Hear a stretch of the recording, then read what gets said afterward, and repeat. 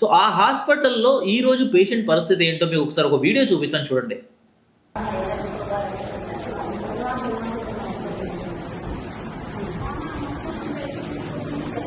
ఒక పేషెంట్‌కి x ray చేపించడానికి wheel chair లేకపోతే కుటుంబం అందరూ కలిసి భుజాల మీద ఎక్కించుకొని ఎక్స్‌రే కోసం తీసుకెళ్తున్నారు. అలాంటి దౌర్భాగ్యపు పరిస్థితిలో ఎంజీఎం హాస్పిటల్ ఉంది. ఆ హాస్పిటల్‌లో కావాల్సినటువంటి ఎక్విప్‌మెంట్స్ ఏవైతే ఉన్నాయో అలాంటి వాటి మీద కొంచెం ఫోకస్ చేసినా సరే మీరు ఇక్కడ ఈ 2,700 కోట్లు పెట్టే బదులు పాత హాస్పిటల్స్ ఏవైతే ఉన్నాయో వాటి మీద ఎంతో కొంత ఇన్వెస్ట్ చేయండి. అక్కడ ఏమేమి లేవు, ఏ సవతులు సరిగ్గా లేవు, వాటిని ఎలా ఫుల్ఫిల్ చేయాలి అనే దాని గురించి కూడా కొంచెం ఆలోచిస్తే అక్కడ ఉన్నటువంటి ఎవరైతే పేషెంట్స్ ఉన్నారో, ఎవరైతే పేదవాళ్ళు, మీరు అన్నట్టుగా ఎవరైతే పేదవాళ్ళు మిడిల్ క్లాస్ వాళ్ళు ఉన్నారో వాళ్ళకు కూడా ఎంతో కొంత యూజ్ అవుతుంది కదా.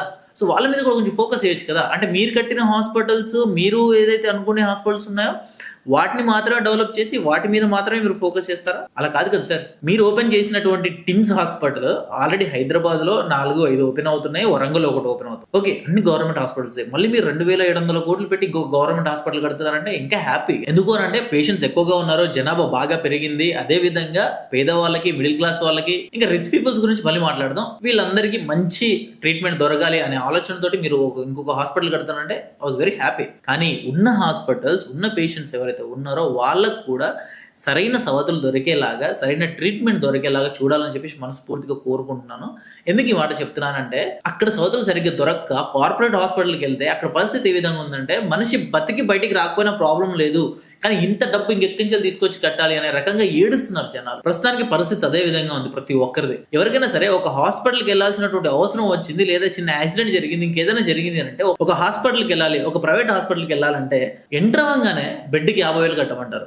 ఆ తర్వాత ఆ చెకప్ చేయించు, ఈ చెకప్ చేయించు, అది ఇది అని చెప్పేసి ఒక 10-20 రాసేసి 1,00,000-2 లక్షల రూపాయల దాకా బిల్ వేసేస్తారు. ఓరే బాబో, ఇదేం బిల్లు, ఇది ఎక్కడ డబ్బు, ఇది ఎక్కడి నుంచి తీసుకొచ్చి కట్టాలి అనే రకంగా భయపడి, బాధపడి, ఉన్నదంతా అమ్ముకొని లాస్ట్కి ఆ మనిషి బ్రతికి బయటికి వస్తాడా లేదా అనే రకంగా భయపడి చచ్చే వాళ్ళు చాలా మంది ఉన్నారు. అలాంటి వాళ్ళు చూస్ చేసుకునేది ఓన్లీ గవర్నమెంట్ హాస్పిటల్. సో ఆ గవర్నమెంట్ హాస్పిటల్ బాగుంటది, మీ వల్ల బాగుంటది, మీరు బాగు చేస్తారనే రకంగా మీకు ఓట్లేసి మిమ్మల్ని గెలిపించినటువంటి జనాల పరిస్థితి భుజాల మీద వేసుకొని పరిగెత్తాలంటే కరెక్ట్ కాదు కదా సార్. ఇప్పుడు మీరు ఏదైతే చేస్తారో నెక్స్ట్ ఎలక్షన్స్ అప్పుడు మీరు మాట్లాడడానికి ఉంటది. కానీ ఏదో గాల్లో 10 మాటలు మాట్లాడేసి అది చేస్తాను, ఇది చేస్తాను అని చెప్పి మీకు ఇంకా టైం ఉంది. 2 సంవత్సరాలు, 1 సంవత్సరమే మీరు పని చేయగలుగుతారు. ఇంకో సంవత్సరం మొత్తం మళ్ళీ పాలిటిక్స్ అని చెప్పేసి మళ్ళీ మైక్ పట్టుకొని తిరిగేయడమే ఉంటుంది. కాబట్టి దయచేసి ఉన్న రోజుల్లో అయినా సరే కాస్త గవర్నమెంట్ నుంచి పేదలకు ఏం చేయగలిగితే మాక్సిమం చేసి పెట్టండి. Thank you so much. మీరు తప్పుగా మాట్లాడారని చెప్పట్లేదు, మీరు మంచిగానే మాట్లాడుతున్నారు.